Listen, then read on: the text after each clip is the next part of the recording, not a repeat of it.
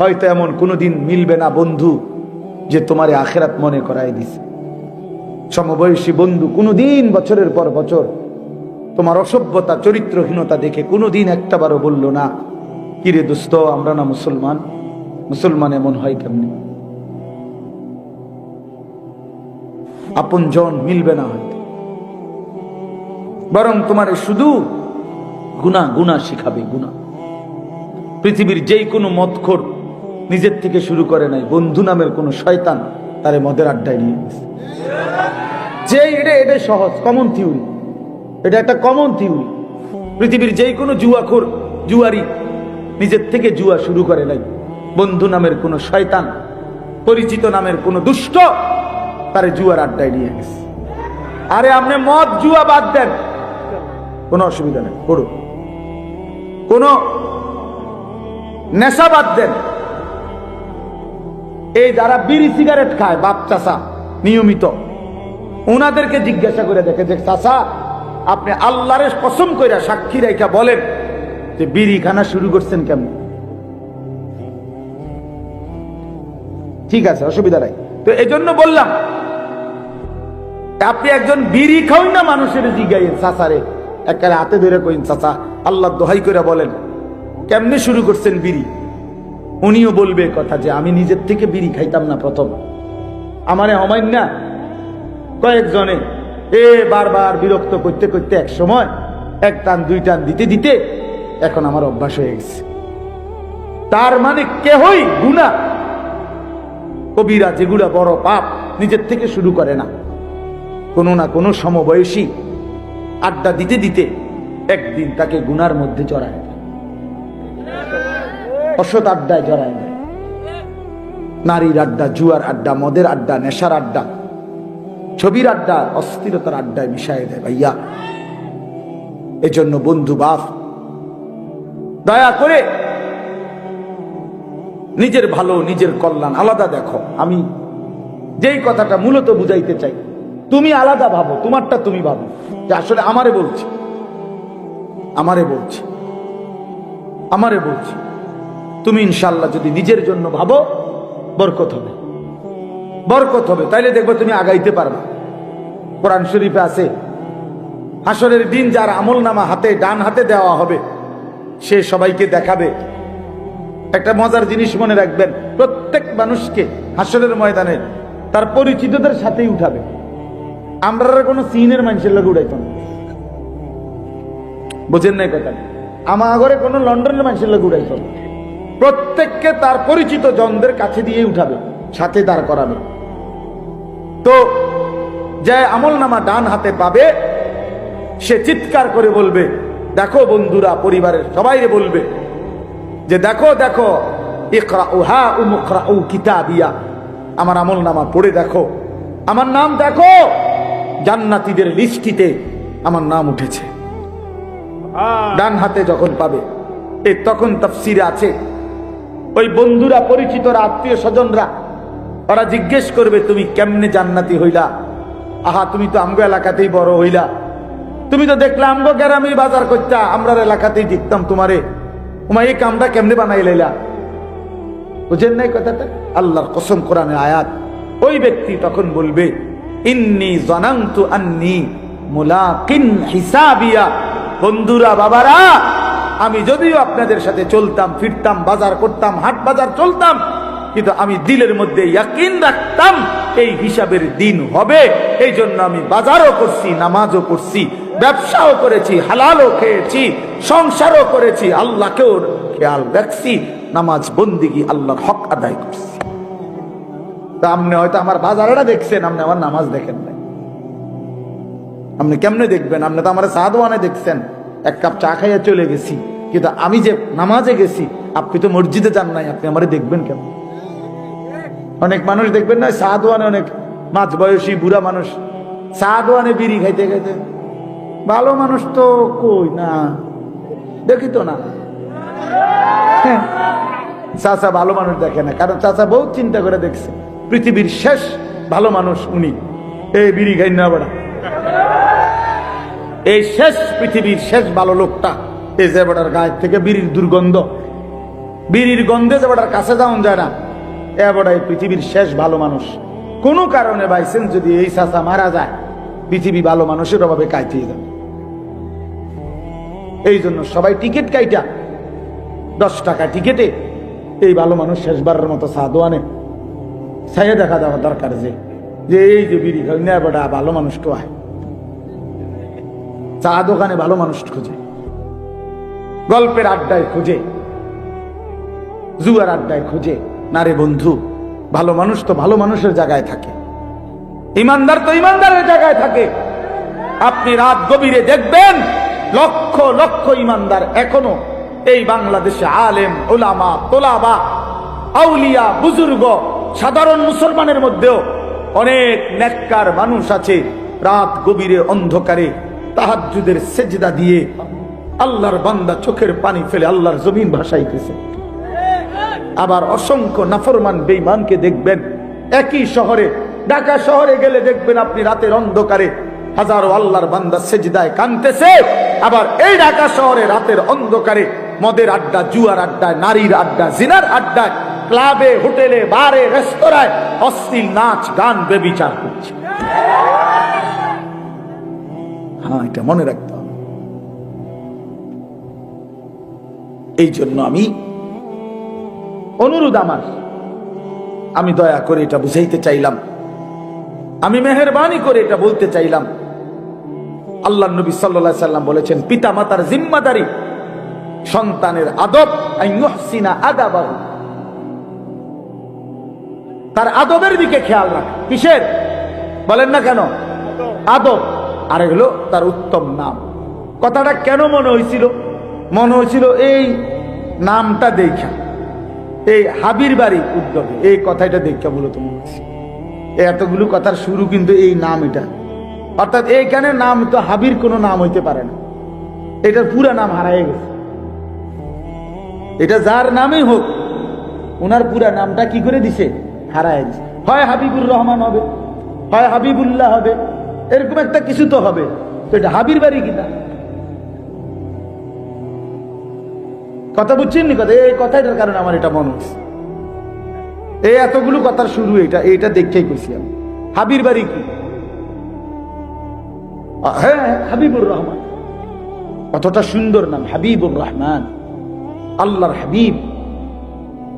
কিন্তু এই যে নাম, এই নাম হচ্ছে, নাম তো আব্দুল খালেক, কিন্তু গ্রামবাসী বানাই দিছে খালেক। আমি ওইভাবে বললাম না, আমি বললে এটা বলাটাও তো, আমি বুঝানোর জন্য বলাটাও তো অন্যায়। মানে আমি ওইভাবে কেমনে বলি এটা, যে আল্লাহর নামকে এইভাবে বিকৃত করে উচ্চারণ করে, এই কথা বলতেও তো সাহসে কুলায় না। কথা বুঝছেন? এইটাই বলাটাই তো কি সাহসে কুলায় না। এ তো আমার মহান মাওলার নাম, আলী, আল্লাহর নাম। খালেক, মালিক, রাজ্জাক, সত্তার, আল্লাহর নাম না? তো এই জন্য বললাম, দয়া করে সুন্দর একটা নাম, পুরনো একটা নাম রাখা, বলা, শোনা, কোন আলেমে দ্বীন থেকে জিজ্ঞাসা করে নেওয়া যে হুজুর আমার নামটা সঠিক, সুন্দর, অর্থবহ কিনা। নামের খুব গুরুত্ব। হাদিসের মধ্যে আছে, একের স্পষ্ট হাদিস, আল্লাহ নবী সাল্লাল্লাহু আলাইহি সাল্লাম বলছেন, কোন উম্মত ইমানদার যখন নবীজির উপরে একবার দুরূদ শরীফ পড়ে, আল্লাহর কসম, আল্লাহর ফেরেশতা আছে নির্ধারিত, ওই ফেরেশতা ওই দুরূদ শরীফের হাদিয়াটা নিয়ে মদিনার রওজা পাকে নবী সাল্লাল্লাহু আলাইহি সাল্লামের সামনে আরজ করে বলে, বিইসমিহি ওয়া বিইসমি আবিহি, ওই ব্যক্তির নাম এবং তার বাবার নাম সহ নবী পাকের সামনে ওই দুরূদ শরীফের হাদিয়াটা পেশ করে। গিয়ে বলে, ইয়া রাসূলুল্লাহ, আলী আশরাফের ছেলে আনিসুর রহমান আপনার নামে একবার দুরূদ শরীফ পড়ছে সাল্লাল্লাহু আলাইহি ওয়াসাল্লাম। একবার পড়লাম, এইটাই পৌঁছাবে।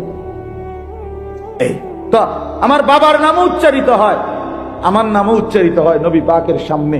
তো সেই নামটা যখন ব্যঙ্গ, বিদ্রুপ, সেই নামটা যখন ভুল, অর্থহীন, তখন নবী সাল্লাল্লাহু আলাইহি ওয়াসাল্লাম তো বলবেন, কষ্ট পাবেন যে উম্মত, আমি তো বলেই আসছি একটি সুন্দর নাম রাখা এটা আমার উম্মতের হক।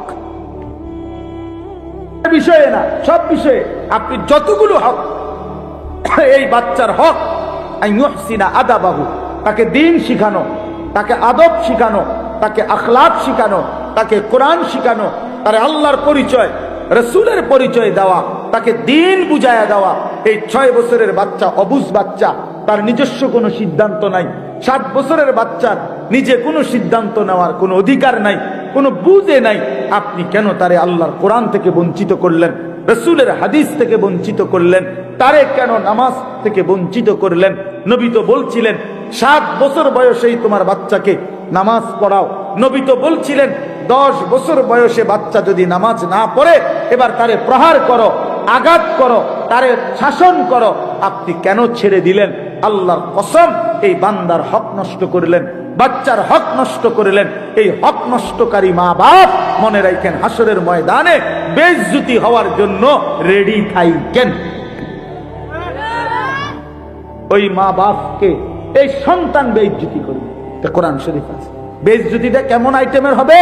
এই সন্তান বাবা আল্লাহকে বলবে, আল্লাহ যাদের কারণে আজকে আমি জাহান্নামী, আমার সেই অভিভাবক, আমার মা বাপ এখানে আনেন। আল্লাহ বলবেন কেন? তো সন্তান বলবে, নাজআলহুমা তাহতা আকদামিনা, আমার 2টা পায়ের নিচে ফালাইয়া আজকে এই মা বাপকে হাসরের ময়দানে পারাইয়া মুরাইয়া এরপরে আমি জাহান্নামে যাব। আপনি তখন টের পাইবেন, আপনি তখন টের পাইবেন ভাত তরকারি আর খাট পালং। আপনি তখন শিক্ষারে কইবেন, পুত আরে সোফারে কাল লাগে রে বানাইলাম, আরে সোফারে, আরে আলমারি রে, আরে বিল্ডিং রে, পুত তুই তো হুটতে আসিলি, আমি নিজে মেস্তুরি ইট গাইতে গেছে, আমি নিজে ফানি দিছি রে ফুট। 7টা ডালাই দিবার পরে 15টা দিন টানা আমি ফানি দিছি ফুট। আরে তোগো লাগে তাই করছি রে বাপ, কি না করলাম তোগোর লাগে, কি না করলাম, কি না করলাম। বালুর লগে দাঁড়াইয়াছিলাম, মেস্তুরির সামনে দাঁড়াইয়াছিলাম, হ্যাঁ, গুনে গুনে ইট বালু সিমেন্ট একটাও যাতে কম না দেয়, কি কষ্ট করে খেয়াল করছিলাম একটা বিল্ডিং যাতে মজবুত হয়, আখিরাত যাতে বরবাদ হয়। বুঝেন না কথাটা? বিল্ডিং যেন মজবুত হয়, যেন তোরে আজরাইলে টাইম নাও ঘরের থেকে বাহির করতে না পারে, এমন শক্ত SS5 এর গেট লাগাই দিছি বাপ, কোনো চিন্তা করবি না। আমার গো দাদার আমলে মারা গেছে, যাইতে পারে তার আর বেড়ার ঘর আসিল, টিনের ঘর আসিল, দুয়ারও আসিল বেড়ার টিনের, এত সামান্য দরজা খুললা ফেরেশতা নেওয়া এটা হইতে পারে। SS5 থেকে আজরাইল নেওয়া সম্ভব না, কাজে কোনো চিন্তা করো না আব্বা, আমি মরলে মরছি কিন্তু তুই মরতি না। হ্যাঁ, নাই তো কি দিয়ে গেলেন সন্তানকে, নয়তো সন্তানকে কি দিয়ে গেলেন বাবা? ছেলেটাকে কি দিলেন, মেয়েটাকে কি দিলেন? 16 বছরের মেয়েটা বেপর্দা কেন? 25 বছরের স্ত্রী বেপর্দা কেন? স্ত্রী সন্তান প্রতিদিন রঙিন টেলিভিশনে নাচ গান দেখে কেন? নাটক সিনেমা দেখবে কেন? আপনি মুসলমান, আপনার ফ্যামিলি মুসলমান না? বলেন। এই জন্য আমি শক্ত হইলেও আমারে মাফ করে দিয়েন, আমি মনে করাই দিলাম। আর যদি কোনোদিন বলতে না পারি, আর যদি কখনো আসার সুযোগ না হয় বাবা, একবার আসছি, একবারই বললাম, আখিরাত মিলাইয়া নিয়েন।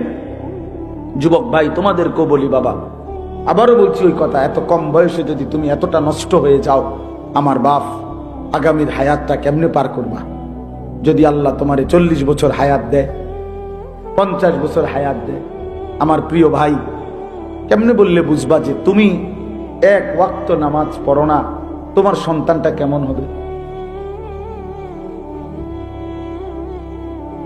তুমি যে সারাদিন মোবাইলে নারীর ছবি দেখো, তা আল্লাহ যদি হায়াতে বাঁচায়, তোমারে বয়স হয় তোমার, আল্লাহ যদি তোমার বিবাহের সামর্থ্য দেয়, তোমারও তো আল্লাহ চাহে তো সন্তান হবে ইনশাআল্লাহ। তো সেদিন তোমার সন্তানের আখলাক কি হবে বলেন? এই জন্য আমি ছেলেদেরকে অনুরোধ করলাম, নিজেরে নিজে বরবাদ করো না, নিজের পরিবর্তনের জন্য। এবার এই আয়াতটা শেষ কথা, আমরা যদি সিদ্ধান্ত নিতে পারি যে আমার বদলানো দরকার, আমার আখেরাত দরকার, আসলেই ইমানদারের জীবন আখেরাত, দুনিয়া আমাদের জন্য না। কোরআন শরীফে আছে, আল্লাহ তাআলা বলেন কাফের বেঈমানের কথা হলো, মা হিয়া ইল্লা হায়াতুনা দুনিয়া। সরাসরি কোরআনের আয়াত। আল্লাহ বলে কাফেরদের কথা যে জীবন মানে শুধুই দুনিয়া। মা হিয়া ইল্লা হায়াতুনা দুনিয়া, কাফেরের কথা এটা আল্লাহ কোরআনে বলছে, জীবন মানে শুধুই দুনিয়া। আর ইমানদারের জন্য আল্লাহ বলছে ওয়া ইন্নাদ দারাল আখিরাতা লাহিয়াল হায়াওয়ান। আল্লাহ বলছে বান্দা শোনো, নিশ্চয়ই আখিরাতই হচ্ছে জীবন। এজন্য ইমানদারের জীবন মূলত আখিরাত, ইমানদারের মূলত হায়াত হলো আখিরাত, আর বেঈমানের হায়াত হলো দুনিয়া। দুনিয়া। অতএব আমরা যদি আখিরাতের কথা ভাবি, নিজের ঈমান আমল চরিত্রের কথা ভাবি, তো আমাদের পরিবর্তনের জন্য, নিজেকে বদলাবার জন্য, নিজের জীবন সাজিয়ে তোলার জন্য একটা চমৎকার মৌসুম, সিজন আমাদের সামনে, সেটা হলো মাহে রমজান। এই কথাটা বলার জন্যই কোরআনের আয়াতটা পড়ছি। এইটাই শেষ কথা, মাহে রমজান। মানুষ মৌসুম চিনতে হয়। আলুর সিজনে আলু লাগাইতে হয়, কফির সিজনে কফি লাগাইতে হয়, আখেরাতের সিজনে আখেরাত কামাইতে হয়। জাহান্নাম থেকে বাঁচার সিজন আসতেছে, জান্নাত কামাই করার সিজন আসতেছে, তাকওয়া অর্জনের সিজন আসতেছে, নিজেকে মুত্তাকি বানানোর মৌসুম আসতেছে। আল্লাহ বলছে ইয়া আইয়ুহাল্লাযীনা আমানু, হে ঈমানদারগণ, তোমাদেরকে আলাদা বলছি আমার মুমিন বান্দা, কুতিবা আলাইকুমুস সিয়াম কামা কুতিবা আলাল্লাযীনা মিন ক্বাবলিকুম, তোমাদের উপরে রোজা ফরজ করা হলো, তোমাদের পূর্ববর্তীদের উপরে রোজা ফরজ করা হয়েছিল। কেন? কেন? লাআল্লাকুম তাত্তাকুন। আল্লাহ বলে যেন তোমরা মুত্তাকি হতে পারো, যেন তোমরা মুত্তাকি হতে পারো। প্রশ্ন হলো মুত্তাকি হলে কি লাভ? আল্লাহ বলছে উইদ্দাত লিল মুত্তাকিন, মুত্তাকিদের জন্যই জান্নাত বানানো হয়েছে। জান্নাত বানানোই হয়েছে মুত্তাকিদের জন্য।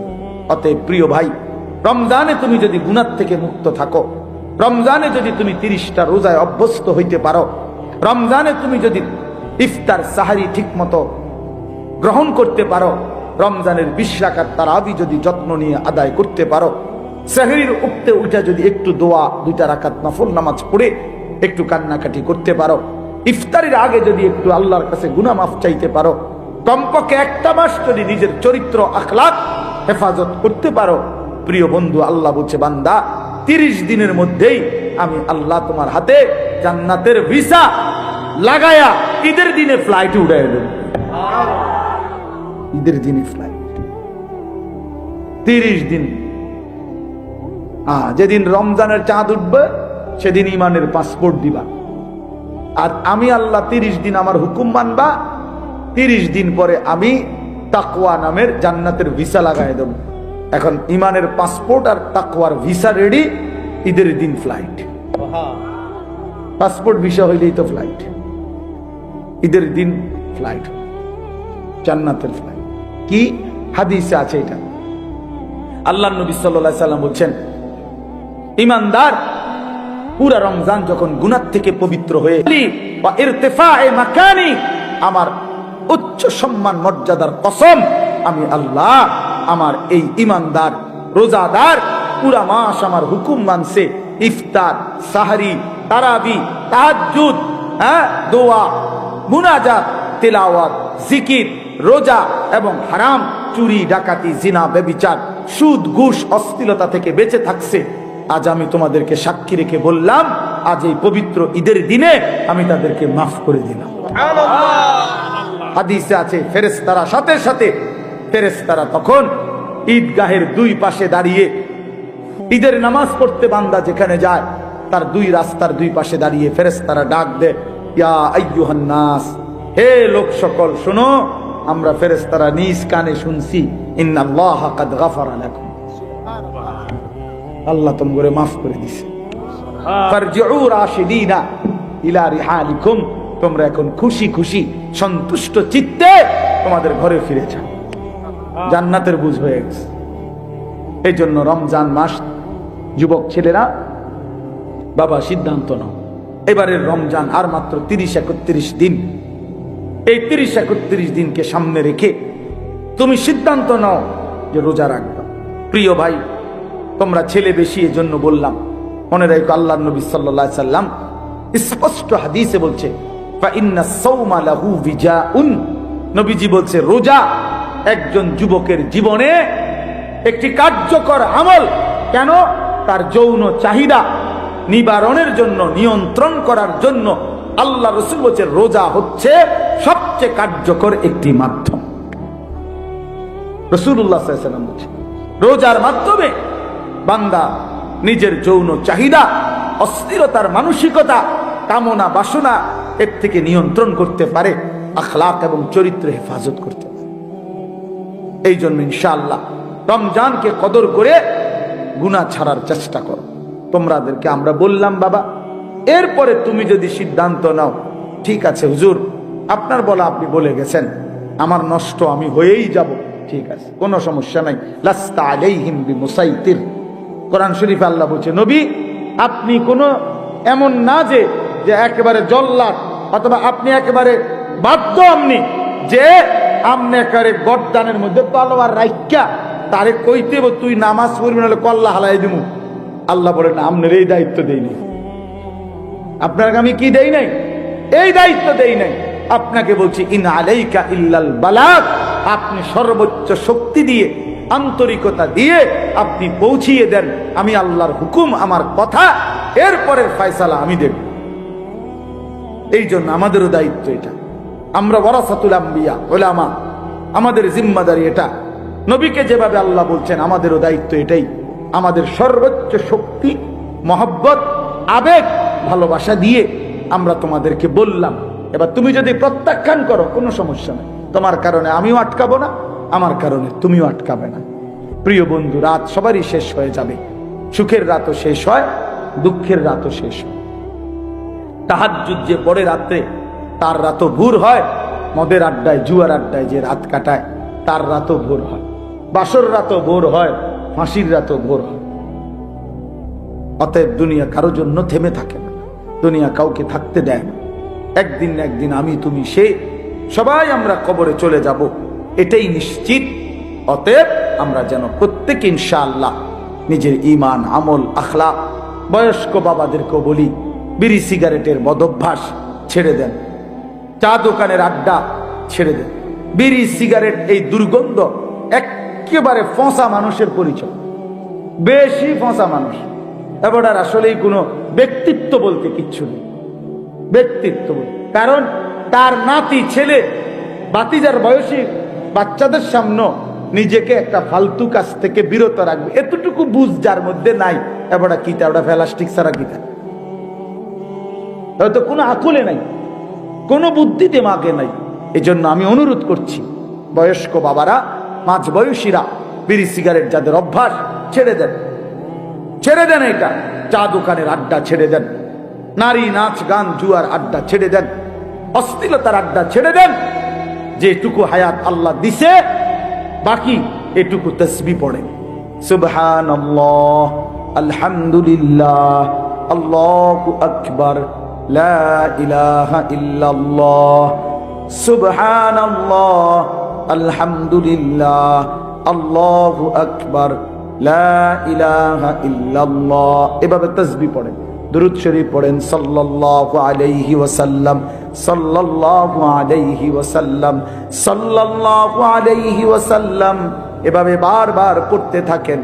নবীজি বলছেন উম্মত একবার যদি দুরূদ শরীফ পড়ে আল্লাহ পাক 10টা রহমত নাজিল করে, 10টা গুনাহ মাফ করে দেয়। আল্লাহর কাছে ওই বান্দার মর্যাদা 10 গুণ আগের চাইতে বেড়ে যায়। এরপরে পড়তে পারেন আস্তাগফিরুল্লাহ, আস্তাগফিরুল্লাহ, আস্তাগফিরুল্লাহ, আস্তাগফিরুল্লাহ, আস্তাগফিরুল্লাহ, আস্তাগফিরুল্লাহ। আল্লাহর নবী বলেন উম্মত আমি নবী নিষ্পাপ, আমি তো মাসুম, আমি নবীর তো কোনো গুনাহ নাই, তবুও আমি প্রতিদিন কমপক্ষে 100 বার আস্তাগফিরুল্লাহ এই কালেমাটা নিয়মিত পড়তে থাকি। হাদিস এটা, হাদিস এটা। তাইলে সুবহানাল্লাহ বলেন, আলহামদুলিল্লাহ, আল্লাহু আকবার, লা ইলাহা ইল্লাল্লাহ, সাল্লাল্লাহু আলাইহি ওয়াসাল্লাম, আস্তাগফিরুল্লাহ ওয়া আতুবু ইলাইহি। বলেন এই তাসবিহ, এই 6টা তাসবিহ খুব দাম, পড়েন সারাদিন পড়বেন, একবার পড়লেই নেকি নেকি। নবীজি বলছে একবার সুবহানাল্লাহ পড়লে উহুদ পাহাড়ের চাইতে ভারী নেকি। একবার সুবহানাল্লাহ পড়লে জান্নাতে একটা খেজুর গাছ রোপণ করা হয়। এরম আলহামদুলিল্লাহ, আল্লাহু আকবার, লা ইলাহা ইল্লাল্লাহ। আল্লাহ আমাকেই তৌফিক দান করেন, আমাদের সকলকেই তৌফিক দান করেন। আজকের এই মাহফিল আল্লাহ তাআলা কবুল করে নেন। কবরবাসীদের জন্য দোয়া চাইছেন, হ্যাঁ, কবরবাসীদের জন্য দোয়া যেমন দরকার, জীবিতদের হেদায়েত তার চাইতে বেশি দরকার। কবরবাসী তো তার কপাল নিয়ে গেছে, গাই যাই হইছে হইছে, ওটা মরে গেছে। কিন্তু আমাদের তো এখনো সুযোগ আছে, সুযোগ আছে না? আমরা যেটুকু বেঁচে আছি এটুকু তো তওবা করা যায়, ফিরে আসা যায়। অতএব আমরা যেহেতু চোখের সামনে দেখতেছি কবরবাসী আর আমল করতে পারবে না, অতএব আমিও যেদিন কবরবাসী হব সেদিন আমিও আর কোনো আমল করতে, আজকে সুযোগ আছে, এখন সুযোগ আছে। এজন্য আমরা ইনশাআল্লাহ 5 ওয়াক্ত নামাজ পড়ব। ছেলেরা, বাবারা, পর্দার আড়ালের মা বোনরা, সবাইকে বললাম, মা বোনদের জন্য বিশেষ কথা হলো, মা বোন কেউ যদি শুনে থাকেন, আপনাদের কাছে বলি, যে নারীর পর্দা নাই, যে নারীর ইজ্জতের কদর নাই, যে নারীর সতীত্বের কদর নাই, যে মেয়ে পর্দা করে না, আল্লাহর কসম, বাস্তব কথা হলো, বেহায়া নারী, বেপর্দা নারী, এটা কোনো নারীও না, নারীর জাতও না, এটা কোনো বেডিও না, বেডির জাতও না, এটা প্লাস্টিক। এটা প্লাস্টিক অথবা বালতি অথবা লোডা অথবা বদনা, এমন কিছু হইতে পারে। আর যদি বলে না এটাও না, তো ডাক্তার দেখাইলে বেডি, ডাক্তারের পরীক্ষা জিরা আইয়ের রিপোর্টই নেই, আর কি। এই জন্য নারী তাকেই বলে যে পর্দানশীল। হ্যাঁ, আল্লাহ রাসূল সাল্লাল্লাহু আলাইহি ওয়াসাল্লাম বলছেন, আল মারআতু আওরাতুন, নারী বলে যে নিজেকে পর্দায় রাখে, আড়ালে রাখে, লুকিয়ে রাখে। যার সত্তার ভিতরে, মানে যার অস্তিত্বের ভিতরে, যার রক্তের ভিতরে, যার চামড়ার ভিতরে, যার রক্ত কণিকার ভিতরে পর্দা, হায়া, লজ্জা, নিজেকে লুকিয়ে রাখা, আড়ালে রাখার মানসিকতা মৃত্যু পর্যন্ত বহাল থাকে, তাকেই কেবল নারী বলে। নারীর রক্তে আল্লাহ তাআলা হায়া দিয়েছে, নারীর রক্তে রক্ত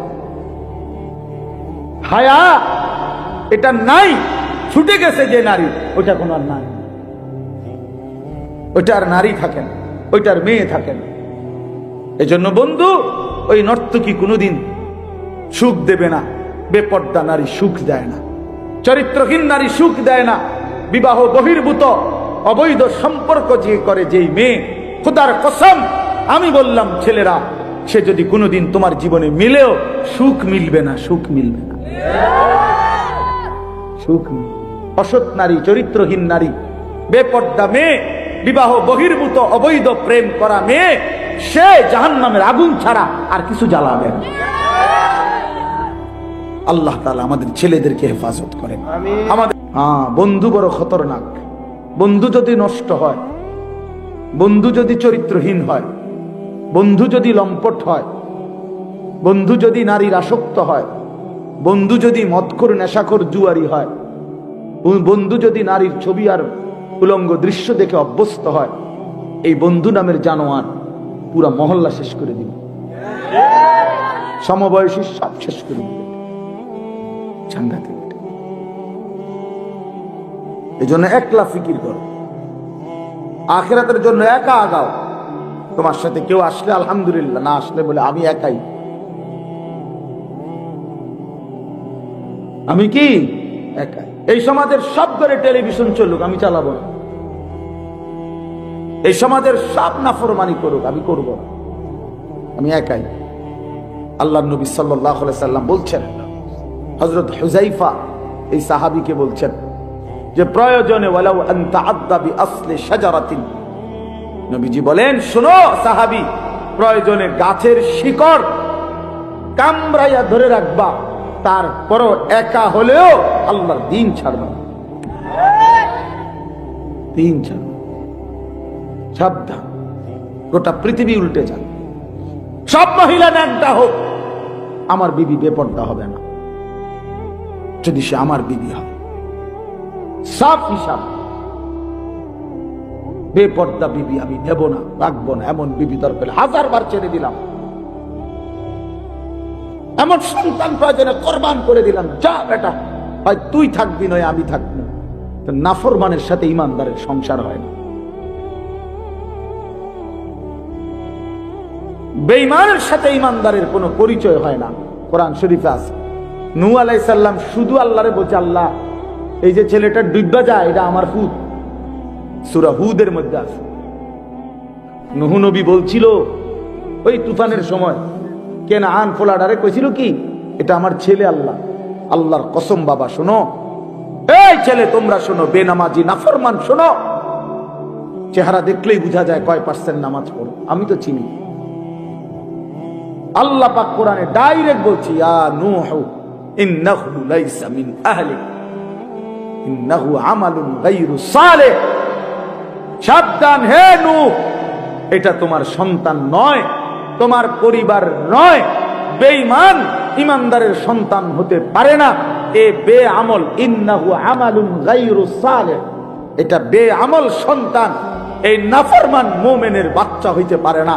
এজন্য তোমরা যারা বেনামাজি, তোমরা যারা সেজদা দাও না, ছেলেরা বাবা, তোমরা যারা দিনরাত নারী ছবি, উলঙ্গ দৃশ্য, জিনা ব্যভিচারের দৃশ্য দেখো, অসৎ বন্ধুদের আড্ডা দাও, তুই কোনো মুসলমানের বাচ্চা না, তুই লাওয়ারিস, বেওয়ারিস বেটা। তুই তোর কোনো বংশ নাই, তোর কোনো পরিচয় নাই, তোর কোনো বাপ নাই, তোর কোনো মা নাই, তোর কোনো রক্ত নাই, তুই বেওয়ারিস সন্তান, লাওয়ারিস বেটা, লাওয়ারিস।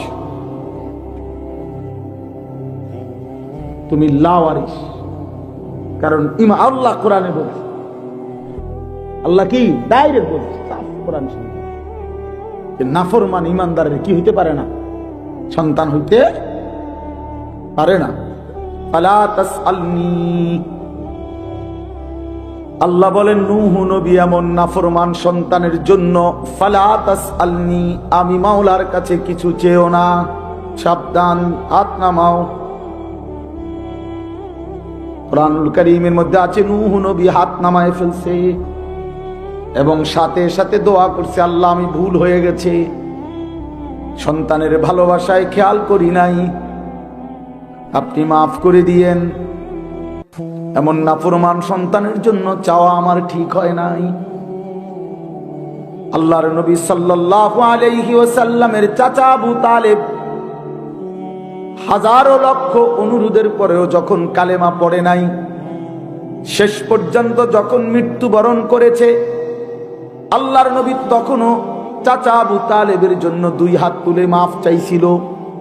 আল্লাহর কসম বন্ধু, কোরআনের আয়াত নাজিল করে আল্লাহ পাক নবীকে কলজার টুকরা বন্ধুকে বলছে, মা কানা লিন নাবিয়্যি ওয়াল্লাযীনা আমানু মাআহু আন ইস্তাগফিরু লিল মুশরিকিনা ওয়ালাউ কানু উলি কুরবা।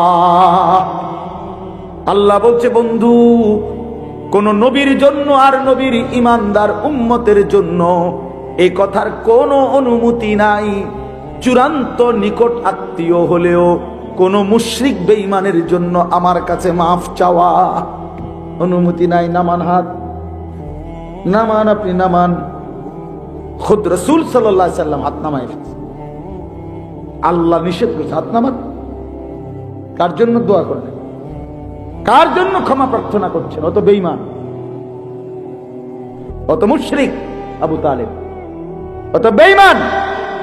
ওয়ালাউ কানু উলি কুরবা, যদিও সে হয় নিকটাত্মীয়, চাচা, মামা, ফুফা, দাদা, খালু,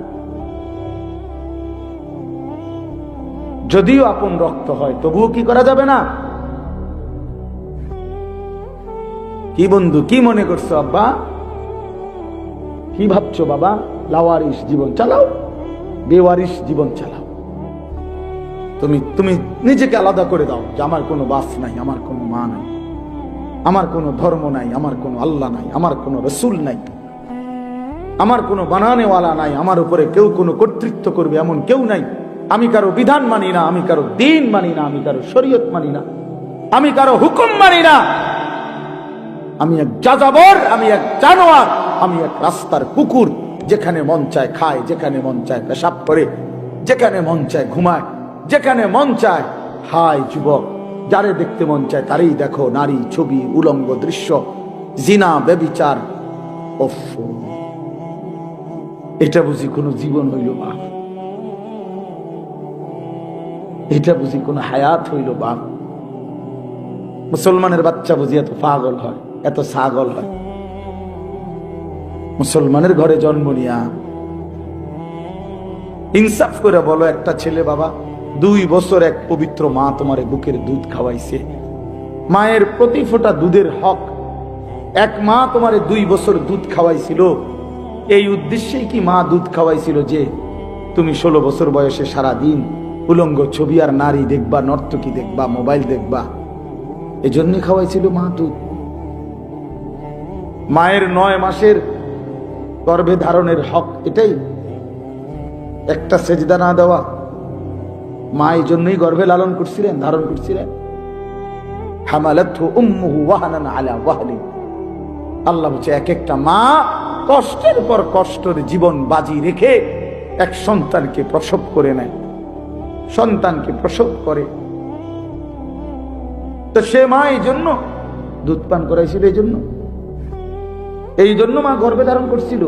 তুমি মোবাইল দেখবা, নারী দেখবা, ছবি দেখবা, তুমি আল্লাহরে একটা সেজদা দিবা না, কোনোদিন ফজরের নামাজ পড়বা না, প্রিয় সন্তান এইভাবে পড়ছে গেলাকা বাবা, এইভাবে নষ্ট হইয়া গেলাকা। হ্যাঁ, মুসলমান এত তাড়াতাড়ি 16 বছরে 18 বছর বয়সে এত নষ্ট হয়ে যাওয়ার তো কথা না, এত ফালতু হয়ে যাওয়ার তো কথা না রে বাপ, এত বাজে হয়ে যাওয়ার কথা ছিল না বাবা। এই জন্য বাপ, আপনাদের অভিভাবকদেরকেও বলি, হিসাব মিলায়েন, ছেলে মেয়ের দিকে আরেকবার তাকাইয়া হিসাব মিলায়েন, হিসাব মিলেন কি রেখে যাচ্ছে, কি রেখে যাচ্ছেন, কি রেখে যাচ্ছেন। ছেলেটার চুলের দিকে তাকালে মনে হয় না সে মুসলমানের বাচ্চা। ছেলেটার সারা দিনে এক ওয়াক্ত সেজদা দেয় না, তাহলে স্পষ্ট সে মুসলমানের ঘরে জন্ম নেয় নাই। ছেলেটার সারা দিনের মোবাইলের আগ্রহ দেখলে মনে হয় না তার পৃথিবীতে কেউ আছে। তাহলে এমন নাফরমান সন্তান রেখে যে বাবা কবরে যাচ্ছেন, আহা, আপনার কবর কি হবে, ছেলের কবর কি হবে? এমন নাফরমান বিবি রেখে, মেয়ে রেখে যে মা কবরে যাচ্ছেন, আপনার কবর কি হবে, ছেলের কবর, মেয়ের কবর কি হবে? দয়া করে, আমি অল্প একটু কথাই বললাম, ভাবতে শিখেন, ভাবতে শিখেন। ছেলেরা তোমরাও ভাইবো বাবা, নিজেরে এত অল্প বয়সে নষ্ট করে দিও না বাপ। এত কম বয়সে মানুষ এত পচে যায় না। তোমাদের অধিকাংশ ছেলের চেহারা দেখলে বোঝা যায় বেনামাজি তোমরা, চেহারাটা দেখলেই বোঝা যায় বাপ। চেহারার মধ্যে কোনো দয়া, মায়া, আদর, সোহাগ বলতে কিচ্ছু। চেহারা দেখলেই বোঝা যায় বাপ। আমি যদি বলো আমি দাঁড় করাই বেনামাজি, ইনশাআল্লাহ দেখবা যে 100 জন দাঁড় করাইলে 98 জন ভুল হবে না, হয়তো 2 জন ভুল হইতে পারে। অসভ্যরে দেখলেই চিনা যায়, নির্লজ্জ, বিহায়া, আল্লাহর দুশ্মন, সেজদাবিহীন ইবলিস চিনাই যায়। যে সেজদা দেয় না সে ইবলিস, শয়তান। কোরআন শরীফ বলছে, আল্লাহ বলছে, ইবলিস তুই সেজদা দিলি না, আজকের থেকে তুই শয়তান। কি এর আগে কি ইবলিসকে শয়তান বলতো? আপনারাও বুঝবেন এটা একটা, সবাই ইবলিসরে যেদিন কি দেয় নাই, এর আগে তো সে কি ছিল না। এর আগে তার পরিচয় ছিল মুআল্লিমুল মালাইকা, ফেরেশতাদের শিক্ষক। যেদিন সেজদা দেয় নাই সেদিন থেকে আল্লাহ বলছে, আজকের থেকে তুই শয়তান, আজকের থেকে তুই রাজিম, ফখরুজ ফাইন্নাকা রাজিম, আজকের থেকে তুই রাজিম, অভিশপ্ত, অভিশপ্ত, অভিশপ্ত, অভিশপ্ত। ওয়া ইন্না আলাইকা লানাতা ইলা ইয়াউমিদ্দিন। আল্লাহ বলছে আজকের থেকে ইবলিস সেজদা দিলি না, আজকের থেকে কিয়ামত পর্যন্ত তোর উপরে আল্লাহর লানত লানত লানত লানত লানত, তোর উপরে খোদার গজব, খোদার গজব, আল্লাহর লানত, আল্লাহর লানত তোর। ইবলিসকে আল্লাহ বলছে একটা সেজদা দেয় নাই, একটা সেজদা। কয়টা সেজদা? আজকে ফজরের নামাজ যার ছুটে গেছে, তুমি 8টা সেজদা দাও না। 4 রাকাত নামাজে 8টা সেজদা। আজকের জোহরের নামাজ যার ছুটে গেছে, 12 রাকাত নামাজে অথবা 10 রাকাতই হোক, তাইলে তুমি 40টা সেজদা দাও। আজকের আসরের নামাজ ছুটে গেছে যার, কমপক্ষে 4 রাকাত ফরজের 8টা সেজদা তুমি দাও নাই। আজকের মাগরিবের নামাজ ছুটে গেছে যার, 5 রাকাত 3 2 5-এ 10টা সেজদা তোমার ছুটে গেছে। আজকের এশার নামাজ যারা পড়ো নাই, তন্ন কমপক্ষে 9 রাকাত নামাজে 18টা সেজদা ছুটে গেছে। তাহলে প্রিয় ভাই আমার, একদিনে কতটা সেজদা ছুটে গেছে? তো একটি সেজদার কারণে যদি আল্লাহ কোরআনে বলছে ওয়া ইন্না আলাইকাল লানাতা ইলা ইয়াউমিদ্দিন, তোমার উপরে কিয়ামত পর্যন্ত আমি আল্লাহর লানত, তাহলে আজকের এতগুলো সেজদা ছুটে গেলে তোমার উপরে কি পরিমাণ লানত বলো বাবা। শেষ পর্যন্ত দুনিয়া কি ভোগ করছো? সংসারের মা বাবা এ সামান্য যে একটু তরি তরকারি রান্ধে, এই ছাড়া আহামরি দুনিয়া কি খাইছো বাপ? যতগুলো নারী দেখলা, ছবি দেখলা, উলঙ্গ দৃশ্য দেখলা বাবা, জিনা ব্যভিচারের দৃশ্য দেখলা, শেষ পর্যন্ত অর্জন কি? ছুঁয়েও দেখলা না, ধরেও দেখলা না, এক প্লাস্টিক দেখে দেখে, এক ছবি দেখে দেখে, আহা এমন সুন্দর নিজের হায়াত, ওইটা ছবি, তুমি আসল, তুমি কোনো ছবি না, তুমি হলে আস্থা মানুষ। বোঝেন না কথাটা? মোবাইলের টানা ছবি, আমি কি ছবি? আমি তো কি মানুষ। তাহলে হয়তো তার নষ্ট হয় নাই, কিন্তু আমি তো নষ্ট হয়ে গেলাম। ছবি দেখে দেখে আমি নষ্ট হয়ে গেলাম। এর চাইতে বড় আফসোস যে ছায়া দেখে দেখে আহা আমি শেষ। এই মোবাইলের এগুলোর তো ছায়া ছবি বলে, ছবির ছায়া, ছবিও না। প্রথমে তো হইলো আসল বেডিরা, 2 নম্বরে হইলো বেডির ছবি, তো ছবিও না, ছবির ছায়া। এই জন্য এটারে কয় ছায়া ছবি, ছবির ছায়া। তো এক ছায়া দেখে দেখে আহা আমি জিন্দেগি শেষ করে দিলাম, শরীরও নষ্ট করে ফেললাম, আখেরাত বরবাদ করে দিলাম। এর চাইতে বোকা, আহাম্মক, বেওকুফ, পাগল, মাতাল, তার সিরা আর কে হইতে পারে? এর চাইতে মাতাল আর কি বলো বাপ? একটা ছেলে বুঝছে, একজন, কোনো অসুবিধা নেই। আমি সংখ্যার কাঙ্গালি করি না, কোনোদিনও না। ছোট বড় কোনো মাহফিল হিসাব করিনি, সুযোগ মিললেই হয়েছে। ডেট দিতে আমার কষ্ট হয়, অনেক চাপাচাপি, এই এর দূরে, কিন্তু আমি ছোট বড় কোনো পরোয়া করি না, আল্লাহর জন্যই বলতে চেষ্টা করি। এই জন্য বন্ধু আমার, প্রিয় ভাই আমার, আমার ছেলেরা, আমার বাবারা হিসাব মিলাইয়েন কি রেখে যাচ্ছে। কাঠ পালং সোফার হিসাব দিয়েন না, আধুনিকতার প্রযুক্তির হিসাব দিয়েন না, হিসাব দিবেন স্ত্রী সন্তানের ঈমানের, হিসাব করেন স্ত্রী সন্তানের নামাজের, হিসাব করেন স্ত্রী সন্তানের আখিরাতের। আমার আব্বা যেদিন ইন্তেকাল করে, আমাদের ঘরে শোয়া অবস্থায় আমার আব্বা মারা গেছে 2015 সালে। আমরা 5 ভাই 3 বোন এবং আমাদের বাচ্চা কাচ্চা সবাই মিলে 25 জন আল্লাহর কোরআন বাবার চারদিকে পড়তেছিলাম। আব্বা তখন নিঃশ্বাস টানতেছে, শেষ অবস্থা আমরা বুঝতেছিলাম যে আব্বা আর বেশিক্ষণ থাকবে না। তো 25 জন ছেলে মেয়ে নাতি নাতনি একসাথে আব্বার আমরা আল্লাহর কোরআন পড়া অবস্থায় চারদিকে আমার আব্বা ইন্তেকাল করছে। মা রে আমি জড়ায় ধরে বলছিলাম, মা কাঁদেন না। আমার আব্বার একটু পরে মুনকার নাকির ফেরেশতা যখন কবরে প্রশ্ন করবে, মান রব্বুকা আলী আশরাফ, তোমার রব কে? আমার আব্বা বলবে, ও 3.5 হাত মাটির উপরে 25 জন বংশধর যার কোরআন পড়া রেখে আসছি ফেরেশতা সেই আমার রব। আমি রব চিনব না কেন ফেরেশতা? রব চিনব না কেন? রব চিনেছি বলেই তো সন্তানকে দ্বীন শিখাইছি, রব চিনেছি বলেই তো রবের কোরআন শিখাইছি, রব চিনেছি বলেই তো বংশের 25 জন। শোনো নাই, দেখো নাই তোমরা? ফেরেশতাকে বলবো দেখো নাই, যাও দেখে আসো। এই জন্য হিসাব মিলা। হযরত ইয়াকুব আলাইহিস সালাম, কোরআন শরীফে আছে, বাবাদেরকে বলি, কোরআন শরীফ আছে ইয়াকুব নবী, ওনার 12 জন সন্তান আপনারা জানেন। ওই যে 10 ভাই কুয়াত ফেলাই দিছে, যে 10 ভাই মিল্লা, এরা 10 জন। আর ইউসুফ আর বিনিয়ামিন এরা কয়জন? তো কয়জন হইল? এই 12 জন সন্তান ছিল।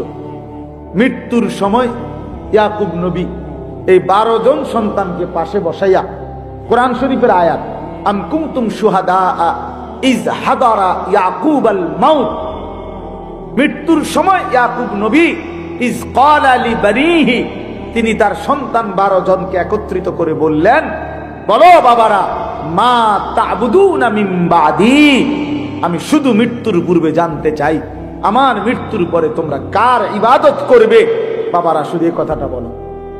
ক্বালু না'বুদু ইলাহাকা ওয়া ইলাহা আবাইকা, 12 জন ছেলে বলল, আব্বা আপনি ঘাবড়াবেন না, আপনার মৃত্যুর পরেও আমরা আপনার যিনি রব এবং আপনার পূর্বপুরুষ ইব্রাহিম নবী, ইসমাইল নবীর যিনি রব, আমরা তার গোলামি করেছি। ইয়াকুব আলাইহিস সালাম বলছেন, খালাস, আমার আর কোনো পেরেশানি নাই, আমি গেলাম, আমার সন্তানকে ঈমানের উপরে রেখে গেলাম, আল্লাহর ইবাদতের উপরে। কি আপনারা বাপ বলেন, বলেন, এই যে ছেলে পেলেদের চুল এগুলো দেখেন, এগুলো যাদের সন্তান, এই জঙ্গলি এগুলো কার সন্তান বলেন? এই যে জঙ্গল এগুলো জঙ্গলি, এই জঙ্গলি এগুলো তার বাপ কোথায়? এই বাপ কি কোনোদিন জিজ্ঞাসা করলো না যে বাপ তুই মুসলমান না আমি মুসলমান, তুই কেমনে আমারে ভুলে গেলি, আমি কেমনে তোরে ভুলে গেলাম, তোমার মাথার এই চুল তুমি বাবা কার থেকে নিছো? তুমি মুসলমানের ঘরে বড় হইয়া, ফ্যামিলির সবাই মুসলমান হয়ে, তুমি যে বাবা কোনোদিন ফজরের নামাজ পড়ো না, এ কেমন মুসলমান তুমি বাবা? আমার ঘরেই ঘুমাও, এই রুমে ঘুমাও, আমি এই রুমে ঘুমাই, অথচ এই রুমে ঘুমাইয়া মুসলমানের মা বাপ জীবিত থাইকা সন্তান 1 ওয়াক্ত নামাজ পড়ে না। মা বাবা এত বড় পাষাণ কেমনে হয়? আল্লাহর কসম আমি বুঝি না, আমি বহুত চিন্তা করছি এটা। ওই মা বাবার কলজাটা আমার দেখতে মন চায়, মাঝে মাঝে মন চায় যে আলটা করাই, যে এটা কেমন বা জালেম মা বাপ, যার চোখের সামনে তার ছেলে মেয়ে স্ত্রী সন্তান জাহান্নামী হয়ে যাচ্ছে, এই বেচারার কোনো আফসোস নাই, চোখের পানি নাই। ওই এই দুশ্মন বেনামাজি তো আল্লাহর দুশ্মন, রাসূলের দুশ্মন, কোরআনের দুশ্মন, আল্লাহর দুশ্মন। এই দুশ্মনের লাইগা এ বেটা বিল্ডিং করে, জমি কিনে, বাজারে ভিট লয়, এইটার লাইগা সুদে টিয়া লইয়া হেতেরে বিদেশ পাঠায়, ডাকাইতে একটা সেজদা দেয় না, তার চোখের সামনে দেখছে, তার লাইগা 8 লাখ টাকা লইছে। হায় রে বাপ, তুমি কি বুঝলা পুতে? কার লাইগা লইলো এই ফোলাগার? আপনি একটাবার দেখেন না, আপনি যে 8 লাখ টাকা সুদে নিলেন, কিস্তিতে নিলেন, কার লাইগা নিলেন? এটাও হারাম। আর এইটা 1 ওয়াক্ত নামাজ পড়ে না, বাপ মার চোখের সামনে, তো বাপ মার চোখের আড়ালে গেলে এই নাফরমান সেজদা দিবে কেমনে?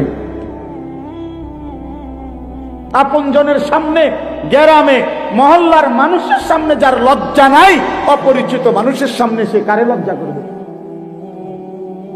কথা বুঝেন নাই? এখানে তো তার আপনজনেরা, তার চাচা, জেঠা, মামা, ফুফা, খালু, মা, খালা, দাদি, বাপ, চাচা, একটা মানুষের সে পাত্তা দেয় না, এগুলো কাউরে সে শরমায় না। এত বড় বেশরম, এই চোখের আড়ালে গেলে কেমনে নামাজ পড়বে? বলেন না, বলেন বাবা, বলেন। অনুরোধ করছি জন্য দয়া করে আল্লাহ নবীর এই হাদিস আবার আসেন। নবীজি বলছেন, বাবার কাছে সন্তানের চাওয়া 2 জিনিস, এক হলো আইয়ুহসিনা ইসমাহু ওয়া আইয়ুহসিনা আদাবাহু। 1 নাম্বার হলো একটি সুন্দর নাম রাখা।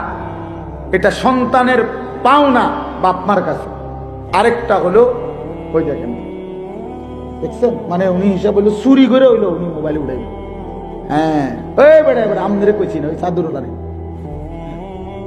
মানে হের কথা হইলো হুজুর তোমার তুমি না আরো তোমার বাপেও যদি কয় আমি জীবনে কারো কথা শুনছি না আজকে কিতাম হইতাম, কথা বুঝেন নাই? আমি সিদ্ধান্তই নিছি আমি শুনবো না, আরো হুজুরে যদি শিক্ষারেও কয় আমি শুনবো না।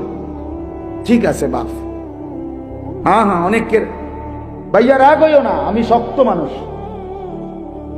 হাদিসে স্পষ্ট আছে। প্রিয় ভাই শোনো, আল্লাহ নবী সাল্লাল্লাহু আলাইহি ওয়াসাল্লাম বলেন কোন কোন মানুষের দিল খোদার কসম কাল কুজে মিরবাদান, নবীজি বলছে কিছু কিছু মানুষের অন্তর থাকে সম্পূর্ণ,